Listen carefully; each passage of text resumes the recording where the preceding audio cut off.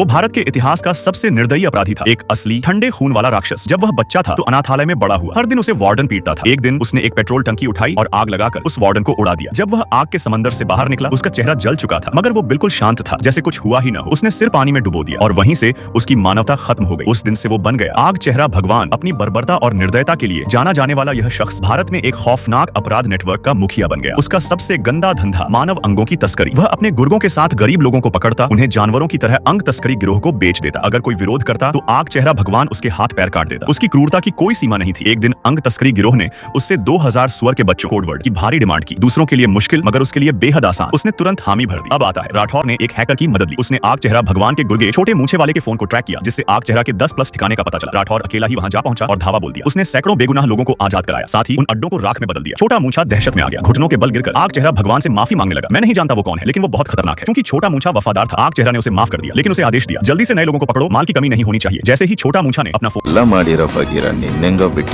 ಮೊದಲು ನಿನ್ನೊಡಿಬೇಕಿತ್ತಲ್ಲ ಅಟ್ಯಾಕ್ ಆಗಿದ್ ಮಾರನೇ ದಿನಾನೇ ಅಂಡರ್ಗ್ರೌಂಡ್ ಆಗ್ಬಿಟ್ಟಣ. ಫೋನ್ ಗೀನು ಎಲ್ಲ ಸ್ವಿಚ್ ಆಫ್ ಮಾಡ್ಬಿಟ್ಟಣ. ಓ ಶಬಾಷ್, ಆನ್ ಮಾಡು ಅಣ್ಣ. ಫೋನ್ ಆನ್ ಮಾಡೋ.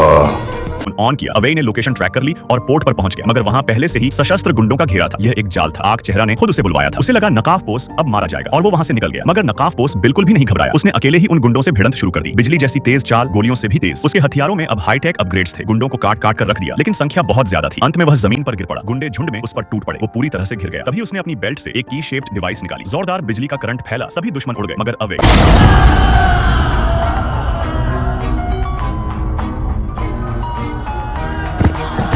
खुद भी बेहोश हो गया। उसी वक्त एक बदमाश छत से गिरा और उसके ऊपर आ गिरा, जिससे नकाफ पोस होश में आ गया। एक लड़की पुलिस स्टेशन के सामने अपने ऊपर पेट्रोल डालती, फिर माचिस जलाकर खुद को आग लगा देती है। वो आग की लपटों में पल भर में जल उठी। पुलिस वाले आग बुझाने की कोशिश करते हैं, मगर कुछ काम नहीं आता। राठौर तुरंत उसकी तरफ भागता है, मगर तब तक बहुत देर हो चुकी होती है। वो लड़की जलकर कोयला बन चुकी होती है। पुलिस वाले स्तब्ध, राठौर उग्र क्रोध में डूबा, क्योंकि कुछ दिन पहले लड़की और उसकी माँ पोर्ट से गुजर रहे थे। तभी कुछ गुंडों ने उसकी खूबसूरती देखकर उसका अपहरण कर दिया।